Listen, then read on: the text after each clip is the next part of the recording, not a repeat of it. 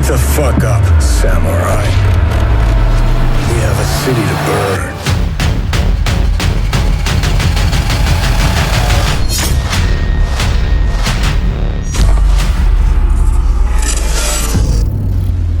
The quality of an open-world RPG often isn't defined by the strength of its main story, but the side missions around it. With Cyberpunk 2077, CD Projekt Red has built an entire game around that philosophy. Apart from its surprisingly short but utterly compelling central questline, the vast majority of what you can do in Night City is entirely optional, but still extremely impactful.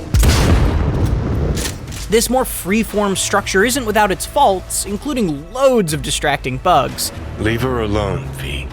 But the strength of the missions themselves and the broad and interesting choices you have within them make Cyberpunk 2077 one of the most exciting RPGs I've played in recent years. We know who you are. We know what you are. We know what you need. You are playing with fire. Don't dare cross the line. You play as V, a mercenary in Night City who ends up with the psyche of long-dead rock star and anti-corporate terrorist Johnny Silverhand trapped in their head. Yes, that's Keanu Reeves, though his performance is actually a bit stiff relative to the rest of the excellent cast. First things first. We gotta get into that house. But Johnny's confrontational relationship with V is wonderfully tense, acting as the anchor of the whole story. Cyberpunk 2077's opening hours do an incredible job of getting you invested in their struggle, and then Night City's sprawling map opens wide. If most game structures look like a redwood tree with a tall trunk that has paths branching off as you go higher, Cyberpunk 2077 is more like a large bush. You don't have to go far to have dozens of tangled branches within reach. Night City is so dense, diverse, and consistently beautiful that there are opportunities to stumble upon unexpected sights and missions all the time. The scope is simply stunning, from the massive skyscrapers to the immaculately detailed in-world advertisements that are plastered all over them. Cyberpunk 2077 feels like an RPG through and through. It's full of rich, beautifully presented conversations and an almost mind-boggling amount of choice in dialogue, to Scorpion, character builds, mission approach, and beyond. What's more, those choices can have a massive impact on both V's own story and the characters around them. I once made a suggestion to a character that later lost him his job. That decision altered every future interaction, and knowing that someone else might have a very different relationship with him made my playthrough feel more personal. Similarly, I was shocked to discover one of my favorite missions early on wasn't even offered to another player because of a single decision we made differently. Realizations like this quickly became a common occurrence. The missions themselves are also largely delightful. My favorites range from infiltrating an extravagant parade to a series of detective missions where you actually need to collect evidence on your own, to a deeply touching scuba diving mission, all the way to befriending a sentient vending machine. The fact that Cyberpunk 2077 is able to have deep, affecting moments alongside lighthearted goofs and blaring sex ads without any of it feeling out of place is a testament to the strength of both its stories and the world they take place in. And remember, just because something is a side mission doesn't mean it's not important to the main story.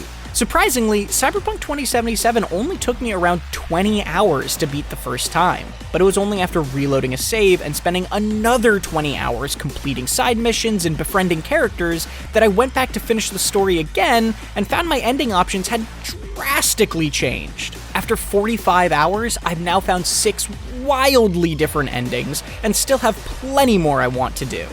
While this freeform structure is impressive, it did create a false sense that I was failing to make progress at times. 3 percentages relating to different aspects of V's journey are presented like progress trackers in the menu, but they don't actually function that way, making them frustratingly misleading. Regardless, the openness of Cyberpunk 2077 is pretty remarkable. Beyond the big story decisions, you also get the good old-fashioned choice of how to kill or politely incapacitate your enemies. There are no character classes here. Instead, you invest points into 5 primary attributes, and then into perks within each of those. For example, if you're planning to go stealthy, the cool attribute can make enemies slower to detect you, and its stealth perk page is full of additional boons like increased crouched movement speed or unlocking an aerial takedown. Perks will also naturally improve as you use them, making this system wonderfully flexible.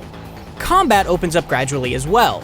While I didn't love the gunplay initially, I eventually found unique weaponry and clever cybernetic augmentations that elevated it above simple pointing and shooting. Some guns can charge up and shoot through walls, while others fire bullets that seek out enemies, and cool iconic weapons add unique twists with flashy looks. Add in cyberware that lets you slow time, double jump, and more, and it's just a matter of time before you find some custom combination that clicks.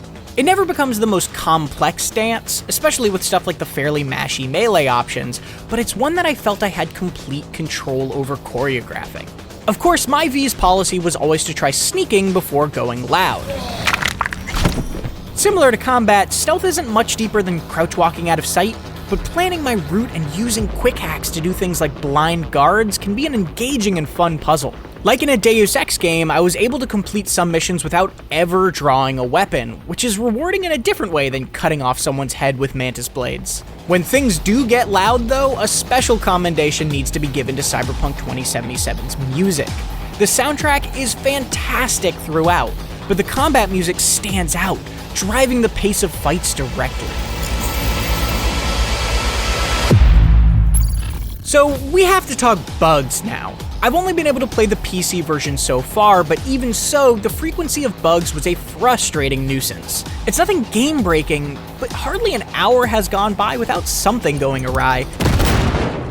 And performance is only okay, even with very high-end hardware. That makes me especially worried for what last-gen console versions might be like.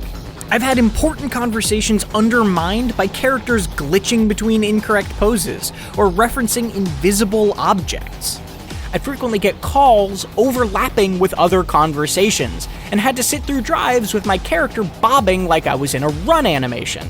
During the few story moments when I did get to see my own character model, I was usually missing my customized hair. And while I primarily had visual issues, I did have to reload a save a couple of times when mission progress was halted. None of this stopped me from loving the stories being told, but they did dampen moments that otherwise would have been powerful. A day one patch is expected, as well as likely many others after that, but CDPR has indicated it will focus on stability and performance, which isn't what gave me the most trouble. To be fair, its exceptional support of The Witcher 3 gives me faith that a lot of these issues could be sorted out with enough time, but right now, it can be a bit of a mess. In a way, I'm sort of jealous of people who first play Cyberpunk 2077 6 months from now, when I assume a lot of this has been fixed. Cyberpunk 2077 kicks you into its dazzlingly dense cityscape with few restrictions. It offers a staggering amount of choice, and your decisions can have a tangible impact on both the world and people around you. Those stories can be emotional, funny, dark, exciting, and sometimes all of those things at once. The main quest may be shorter than expected when taken on its own, but the multitude of optional missions available can have a surprisingly powerful effect on where V and Johnny's story ends up. It's a shame that frustratingly frequent bugs can occasionally kill an otherwise well-set mood, but Cyberpunk 2077's impressively flexible design makes it a truly remarkable RPG. For more Cyberpunk 2077, be sure to read my full written review on IGN.com, or watch our breakdown of the Cyberpunk world's story leading up to it. And for everything else, keep it right here on IGN.